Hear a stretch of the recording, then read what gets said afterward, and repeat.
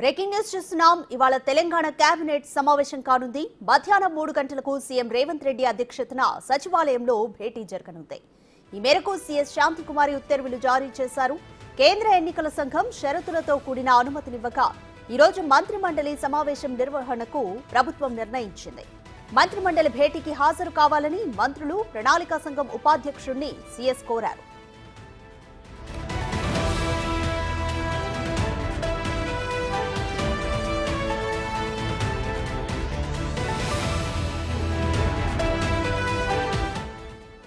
రైతు రుణమాఫీ, ధాన్యం కొనుగోళ్లు, ఖరీఫ్ పంటల ప్రణాళిక, రైతులకు సంబంధించిన పలు కీలకమైన విషయాలు, జూన్ 2న తెలంగాణ ఆవిర్భావ దినోత్సవాల నిర్వహణ, పునర్విభజన చట్టంలో పెండింగ్లో ఉన్న అంశాలపై చర్చించేందుకు శనివారం మంత్రిమండలి భేటీ నిర్వహించాలని ప్రభుత్వం నిర్ణయించింది. కోడ్ అమల్లో ఉన్నందున ఈసీ అనుమతి కోరింది.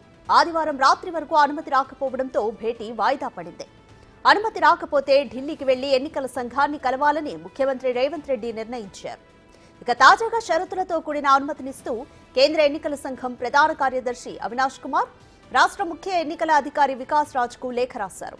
జూన్ 4 లోపు చేయాల్సిన అత్యవసర విషయాలపైనే చర్చించాలని, రాష్ట్ర ప్రభుత్వం ప్రతిపాదించిన ఎజెండాలోని రైతు రుణమాఫీ, హైదరాబాద్ ఉమ్మడి రాజధానికి సంబంధించిన అంశాలను జూన్ 4 వరకు పక్కన పెట్టాలని ఈసీ స్పష్టం చేసింది. లోక్సభ ఎన్నికల నిర్వహణలో భాగస్వాములైన రాష్ట్ర ప్రభుత్వ అధికారులు ఈ భేటీకి హాజరు కావద్దని ఆదేశించింది.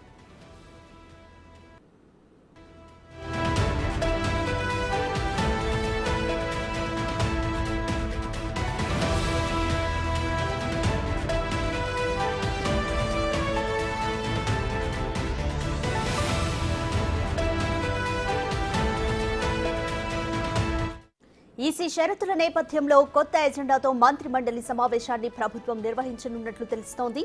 ఈసీ ఆంక్షల పరిధిలోకి రాని వాటిపైనే చర్చించే అవకాశం ఉన్నట్లు సమాచారం.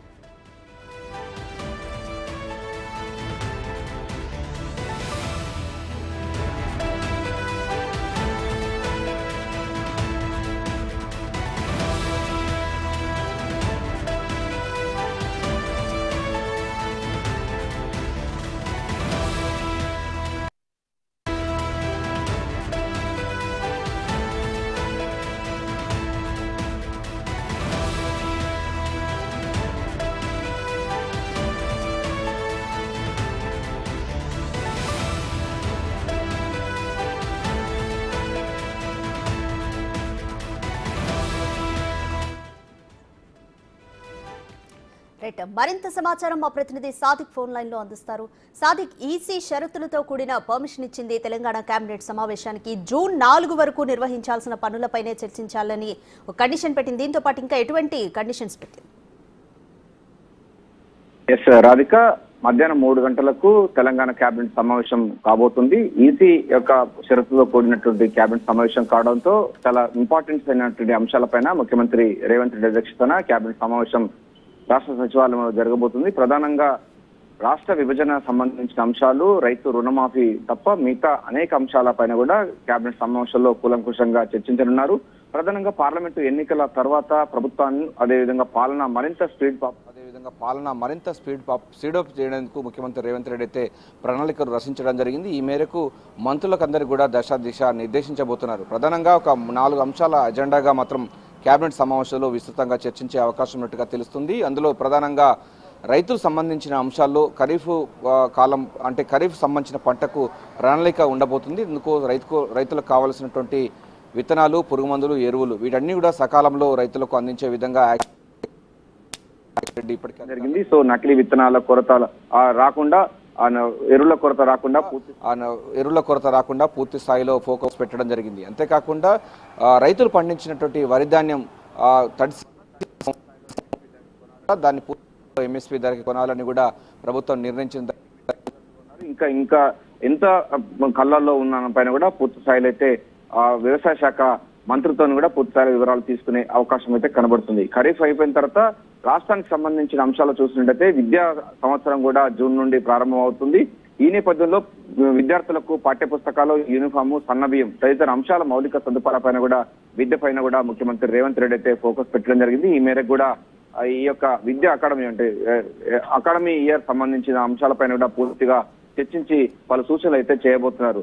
దీంతో పాటుగా అతి ప్రధానమైన చూసినట్టయితే జూన్ 2వ తారీఖు రోజు రాష్ట్ర అవతరణ దినోత్సవాలు ఏ విధంగా జరుపుకోవాలని పైన పూర్తి స్థాయిలో అయితే చర్చించనున్నారు. దాదాపు వారం 10 రోజుల పాటు జరిపేందుకు కూడా ప్రభుత్వం సిద్ధంగా ఉన్నట్టుగా తెలుస్తుంది. ఎందుకంటే రాష్ట్రం ఏర్పడి 10 ఏళ్లు పూర్తవుతున్న నేపథ్యంలో తెలంగాణలో కూడా కాంగ్రెస్ ప్రభుత్వం ఏర్పడిన తర్వాత తొలిసారిగా జరుగుతున్నటువంటి రాష్ట్ర అవతరణ దినోత్సవాలు కావడంతో ప్రభుత్వం చాలా టాప్ ప్రయారిటీ తీసుకోబోతుంది. తెలంగాణ ఇచ్చిన తల్లి సోనియా గాంధీ కనుక ఆమెను కూడా ప్రత్యేక ఆహ్వానితులుగా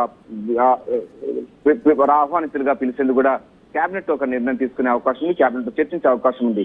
ఇటీవల పార్లమెంటు ఎన్నికలు జరిగిన నేపథ్యంలో ఇప్పుడు ఎవరికి అంచనాలు వాదిస్తున్నప్పటికీ మంత్రులతో ముఖ్యమంత్రి రేవంత్ రెడ్డి అయితే సమీక్షించనున్నారు. ఇప్పటి వరకు ఎక్కడెక్కడ లూప్ వస్తున్నాయి, ఎన్ని సీట్లు వస్తాయని పైన కూడా క్లారిటీ తీసుకునే అవకాశం ఉంది. ఇప్పటికే పలు ఎగ్జిట్ పోల్స్ కూడా వస్తున్న నేపథ్యంలో ఇంటర్నల్ ఎగ్జిట్ పోల్స్ వస్తున్న నేపథ్యంలో దానికి సంబంధించిన పూర్తి వివరాల పైన కూడా ఎక్కడెక్కడ ఉంది, ఏ అంశాలపైన కూడా మనకు కలిసి వచ్చే అంశాలపైన కూడా మంత్రులతో మాట్లాడే అవకాశం అయితే కనబడుతుంది.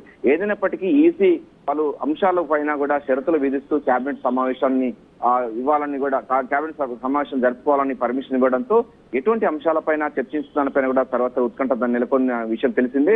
టాప్ ప్రియారిటీ అదేవిధంగా చాలా ఇంపార్టెంట్ అంశాలపైన కూడా చర్చించుకోవచ్చని కూడా చెప్పింది. అంతేకాకుండా గత పార్లమెంటు ఎన్నికల్లో జరిగినటువంటి ఉద్యోగులు కానీ లేకపోతే అధికారులు ఎవరు కూడా ఈ కేబినెట్ సమావేశంలో పార్టిసిపేట్ చేయకుండా చర్యలు తీసుకోవాలని కూడా లేఖలో పేర్కొన్న దరిమిలా కేవలం మంత్రులతో మాత్రమే ఈ యొక్క సమావేశం అయితే ఉండే అవకాశం ఉంది. ఒక రకంగా చెప్పినట్టే కేవలం మంత్రులతో మాట్లాడే అవకాశం ఉంది.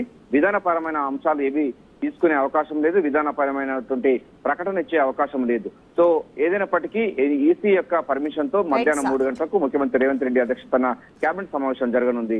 రాజు.